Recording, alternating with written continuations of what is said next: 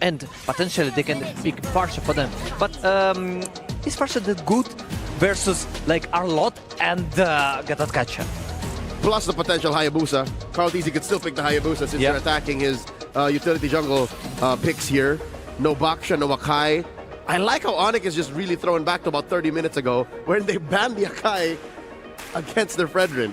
Honestly, at this point, it feels like a best of 10 because it does feel like we're just going back from the previous matchup. It doesn't even feel like a new series, just add on. This is season 2. It's the same energy. Same energy, man. And now the Kai gets banned out. And, you know, like you said, the thing about the GOAT is that it almost doesn't matter what he picks up. Fighter, assassin, tank, heck, maybe with the mage, he can make it work. Maybe Eamon. Leo was cheering for Eamon for so long. Oh no, Eamon only works against, again, the double triple marksman. Yeah. Not happening in this match. Yeah, but maybe, potentially. So, it's Moscow ban and Team Liquid, last ban. I predict Granger.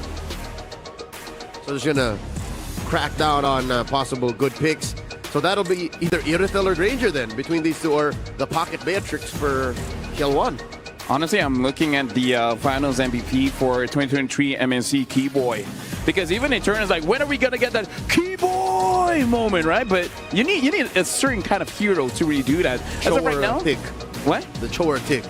Chor tick. Those are the things that make him do that. Those are Keyboy moments right there. And honestly, the Badang could have done that as well. So honestly, good ban. Banning out the Kalia as well as the Badang. Really making sure that Keyboy's hero pool is shrunken down a bit. So it's either just Chor Tig now. I think that still Granger, by the way, Granger is still available for Onic. Yes. I think Team Liquid can, what can they answer? Beatrix plus... It's Granger, yes, it's Granger. And what do you think about Eamon for, I mean, if the Team Liquid... Oh yeah, you're right, because there's at least 2 junglers, right? Yes. I mean, 2 marksmen. Yeah. I don't know about Eamon, man. I don't like it, I'm not a fan. Something to consider though, Onic can just last pick Matilda. That's clean. Yep, honestly, making it so that Fredrin is nigh indestructible. Honestly, very good pick. If it's not Matilda, honestly, there's still a lot of good ones here. And looks like they're going to pick up the Hayabusa as well as the Harif here. So it does feel very tempo-y coming in from Tlph. A lot of damage, a lot of crowd control from Team Liquid Filipino and Onic. So, is it Matilda? Or what can... Cho is weird. I feel like Cho is so weird. No, Cho, no, I don't think that's the option. And then that's the Cho. hey, I mean, like, I understand the consensus coming from you guys, but you know what? Because again, consider he kicks, right? Who does the damage from there? Like, you have to aim that. You have to aim the Kimmy, the Granger, or the CC. Again, CC is like a third core. I mean, at this point, you got to trust the coach, you got to trust the player. Thank you very much to both our gentlemen. But now we're going to be throwing it over to Brigida as well as Mirko to cast the SNB Match of the Day. Match of the day heading your way, and it is going to be between Team Liquid Philippines and Onic Indonesia. The classic Philippines versus Indonesia matchup. But in the end, only one will remain to go up against the defending champions SRG. We're heading into the Land of Dawn. This is game number 1.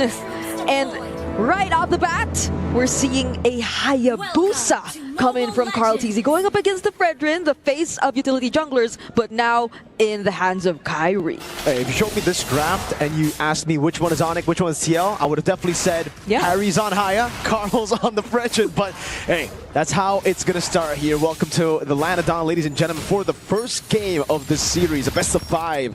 We're expecting guns blazing from the start, but with the drafts, it may not be guns blazing from the start. It might just be, all right, we'll farm, wait for Turtle, and Team Liquid will be like, all right, I will also do the same in trade instead of contesting for Turtle. I agree. I feel like there is definitely going to be pressure coming in from both sides. They'll try to keep it going for the majority of the game, but I don't think it will be easy for either of these two to convert them into kills immediately because of the damage. And I feel like damage has been another conversation we always talk about, but in the bottom lane, there's a bit of action too. But yeah, I don't think the Jushin could be enough to burst anyone down just yet, even when JP gets the taunt.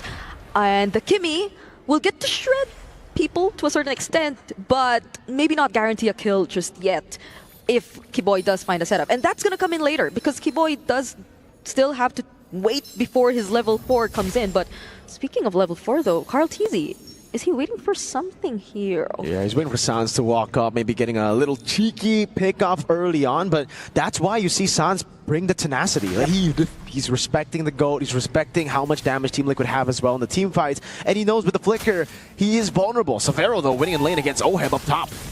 Okay, maybe it doesn't need to be a coordinated attack after all for us to see the first blood come in. That was close.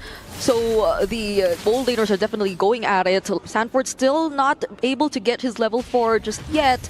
So Onic ID might be a bit ahead in terms of positioning and gaining control over the turtle. But then Tlph, they will make it though. Here comes the beacon to escape from traction pulse. That's an appraiser's wrap landing. Kyrie's still able to survive. Gets a 2-man taunt. First blood over to Sanford as that's Tlph still dealing damage. Keyboy out of the fight already as Sanford gets chunked low. Sanji, Lantern Flare over to Keyboy, and will actually be TL to win Turtle 1. Keyboy caught in a tough spot. No, Sanford flickers out, respecting the Jikundo possibility. Yeah. So even though we did say that the damage in the early game might be... Whoa. Oh wait, hold on, Tlph! He won't be able to get out of that. So again, Team Liquid, it wasn't necessarily that they definitely wanted to go for kills after kills, but I feel like they literally out-sustained Onic ID in that fight.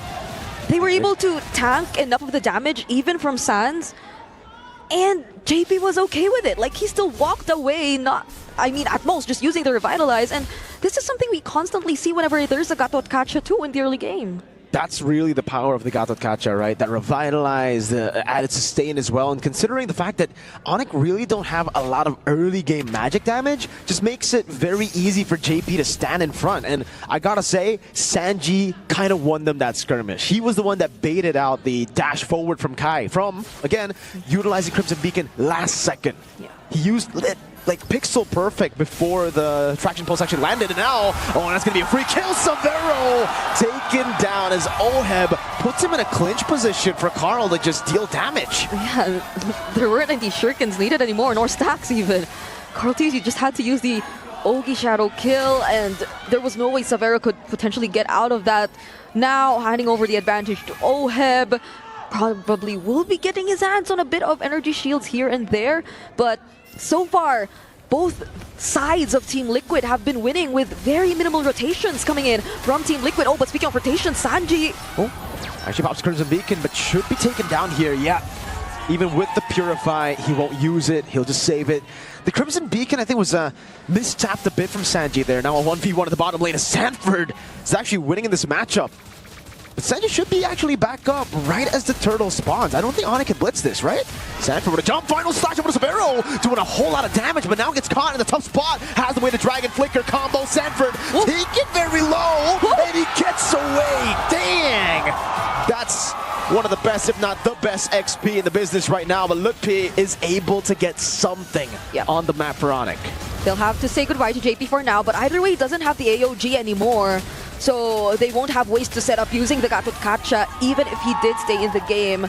And so they just decided to save Sanford, keep that advantage intact for Team Liquid, and they will just still hold on to the lead either way. They're up ahead by gold, 1,000 gold, and even despite all that chaos that happened in the mid lane, Oheb was just quietly getting all those energy shields up top. I mean, you could look at how the tier 1 up top is already at half HP, and so Oheb could definitely be a little more active in terms of joining Team Liquid in the fights, because it's not the middle lane duo that's doing majority of the work, because their sides are okay. They could just leave them be. You can see the SNB goal difference here. Only Kimmy Sans really holding an advantage here. We don't really count Keyboy, right? Because he's on a roam. Sanford's so quick with the Vengeance, man. And I'm not talking about the battle spell. This is going to be quite confusing, guys, all right? Tlph has Vengeance, the battle spell. Sanford's second skill is Vengeance. Tlph gets a turret down below on the CC. Oheb up top. It's just a trade. I think this is what we expected early on from Turtle 1, but we're seeing it Turtle 2 onwards. Oh wait, Keyboy though, holding the brush. Might not actually go for a setup, but it's a great mirror done by Onic ID so far, despite the lead that is already in the hands of Team Liquid. The next objective is going to spawn up top though, and how does Onic ID find a way around this? Kyrie has been 2 levels behind, just now got his level 9, and the pressure is still on for Team Liquid. They're the ones who just are capable of coming in at the most unexpected timings. Onic ID, they have a much more systematic approach to pulling off this lineup, because you have to expect that the fight will start with either way of the dragon, or with Kyrie showing himself up, or with Tlph trying to do a bit of zoning, but it starts now with the way of the dragon though. It's gonna be JP that's targeted. In the back line, Severo able to flick around in time. Sun's just right there. Kai brought back by the Lancer Flare, but is looking for more. Sanford caught on the curtain call. Final slash doesn't land. And Onic go back to the mid turret. Tlph, that's a Vengeance proc and a Vengeance battle spell used up by Tlph. Both having to back away, but TL with a lot more prio over for Turtle 3. Yeah, and that's a lot of vengeances really, so we have to not get confused with all that, but Team Liquid clearly in control of this upcoming Turtle. Onic ID holding it together. They're all 5 members complete here though, so they still might attempt to actually look for something. Goes for Kundo, now on force, catching him, good stun! Picking up the kill, final slash, combo with the flicker. Kai caught in the bad spot, still able to escape with the help with the traction pulse from Sans, and Carl securing the neutral objective for free. Now looking for the Quad Shadow, but Sans respects it, flickers back. TL with a solid lead as Sanji puts the Lantern Flare down and zones Sans away, effectively getting this turret in the mid lane for free. It's so hard to catch Sanford on this Arlott. So maybe some are still wondering why the first pick, and now it seems to be the answer as to why. He's just too comfortable with it. Even that last-minute traction pulse that came in from Sans was done, but they target him now. Yeah, but it's not enough damage to take him down just yet. Vengeance final slash over to 4, bringing him a lot of damage, still sustaining Sanford! Staying alive, but Phases Pride finally gets him down as Carl jumps into the back line, gets the quad shadow, the shadow kill over. That Sans down, Severo kiting away, but Oheb finds a triple on the Harith, and it's just Severo left.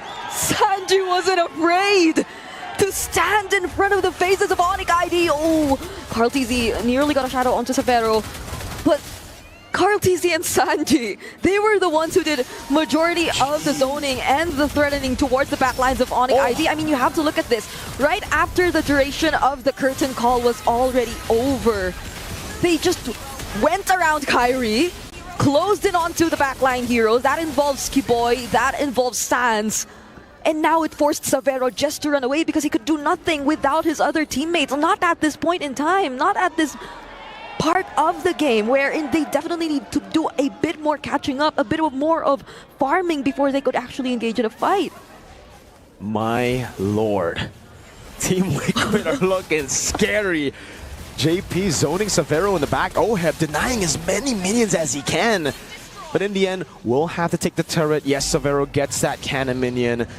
It's all right, though. Liquid have already gotten a 1,500 gold lead for Oheb. That's a Starlium build, so not the talisman that we have been seeing from Innocent. Purple buff almost stolen by Oheb. But again, Carl's already 3 levels ahead. Yeah. I don't think... Oh, wait. Sanji, okay, still alive. But yeah, I don't think they have to rely on Oheb too much in terms of dishing out the damage, because the other members are doing a great job at providing that at this point, like KarlTzy, even just Sanji. So he just has to perform exactly the way he's been doing. Oh wait, JP though! AOG, and it's gonna be Sanji in the back picking up the kill now. Keyboy with the way to Dragon, but Sanford is right there too. Carl gets kicked, has the quad shadow, but brings Mr. Keyboy into a bad spot for the rest of TL to pile on him. Despite how desperately Keyboy does want to set the tempo or does want to look for all of the way of the dragon. Okay. That was a zoning ult. This is a zoning ult. Not necessarily one to set. He had the flicker, but he still didn't want to go for it either way. Don't question, don't doubt the best XP. Yes, we don't. Go. He can use it later if he wanted to. Now is not the time. But oh my goodness, how does this is an 8K gold lead in 10 minutes, and they have a Lord. Marching in the bottom lane. They still have the final slash flicker combo. Oh my goodness, Sanford finding a massive one in the back, and that will zone all of them away from the turret. Base turret taken down with the first lord taken in the game, as that's Carl jumping with the shadow kill over to Tlph, translates over to the mini waves, that gets cleared out, and TL will move back now. It's too clean from Team Liquid. There are no holes in their game. The final slash was right on cue. You just mentioned it. And that's exactly what Sanford tried to go for. Another attempt. Zaman forced by Oheb. Are they actually going to go for this though? They're actually trying to target the turret. Oh, but the damage might have been enough to take a kill on Keyboy if he didn't have the flicker. Carl, finds an angle. Senji gets the kill, I believe, with a Sky Piercer. I'm not even sure if he has a Sky Piercer. Would love to see the items right now. It is. Okay, so that makes a whole lot of sense. So the damage from Oheb and Sanji.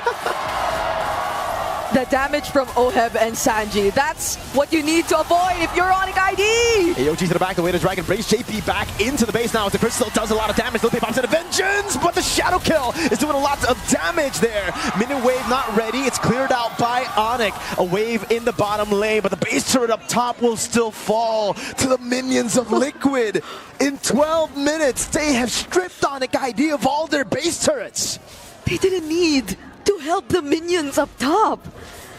And with very minimal effort from Team Liquid, they get to establish this much control and lead in this game against Onic ID. Damage dealt ranking, clearly Oheb is leading the pack.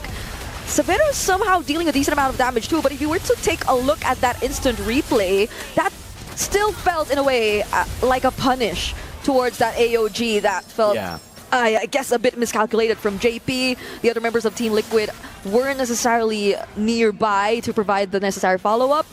And it was probably the most uncoordinated we've seen so far in this game, but that still doesn't take away the fact that it has been a clean performance from Team Liquid, and that especially will hold true if they get to secure this upcoming Lord once again. A 10,000 gold lead to Team Liquid ID. Philippines, my bad. Hey. That happens a lot in MPL ID. Onic ID though. Oh, JP's looking for an angle, finds Kyrie in the bush and zones him away. Oheb on the Lord already. Keyboy able to conceal, now walking forward, Sanford able to get the final slash into the back, now destroying that front to back, but attraction pulls lands on Sanford. Oheb jumping in, forcing away the dragon from Keyboy, but the Lantern Flare gets him back for Oheb to claim the godlike. Sanford utilizing the minions to dash like he's a Lancelot. He let Keyboy through. He didn't care.